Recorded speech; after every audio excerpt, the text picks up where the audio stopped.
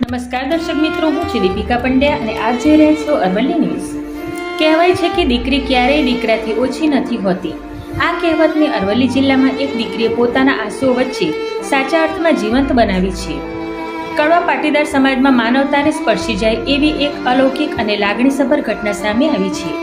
મોટી ચીચાણું ગામના વતની અને હાલ નાલંદા 2 ખાતે રહેતા વ્યવસાય શિક્ષક ધર્મેન્દ્રકુમાર રતિલાલ પટેલનું દુઃખદ અવસાન થતાં સમગ્ર પરિવારમાં શોકની લાગણી છવાઈ ગઈ. સ્મશાન ભૂમિમાં સર્જાયેલા દ્રશ્ય જોઈને હાજર દરેક વ્યક્તિની આંખો ભીની થઈ ગઈ. જ્યાં સામાન્ય રીતે દીકરો પિતાને અંતિમ વિદાય આપે છે, ત્યાં એકમાત્ર દીકરી ગઝલબેને સમાજની જૂની માન્યતાઓને પાછળ મૂકી પોતાના પિતાની મુખાગ્નિ અને અગ્નિદાહ આપ્યો. પિતાના વિયોગની અસહ્ય પીડા વચ્ચે પણ ગઝલબેને જે હિંમત, સંસ્કાર અને દ્રઢ મનોબળ દર્શાવ્યું તે માત્ર પરિવાર માટે જ નહીં પરંતુ સમગ્ર સમાજ માટે પ્રેરણાનું જીવંત ઉદાહરણ બની ગયું. દુઃખની વાત એ છે કે એક પિતાનું પોતાની દીકરીને ડૉક્ટર બનાવવાનું સપનું અધૂરું રહી ગયું.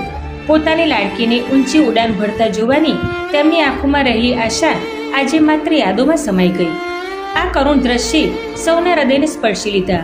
ગમગીની વચ્ચે એક ગૌરવની લાગણી પણ અનુભવાઈ કે દીકરીઓ આજે દરેક જવાબદારી નિભાવવા સક્ષમ છે. ધન્ય છે એવી હિંમતવાન અને સંસ્કારી દીકરીને, ધન્ય છે એવા માતા પિતાને જેમણે દીકરીમાં માનવતા, હિંમત અને શ્રેષ્ઠ સંસ્કારોનું સિંચન કર્યું. વૈભવ રાઠોડ સાથે જોતા રહો અરવલ્લી ન્યૂઝ. નમસ્કાર.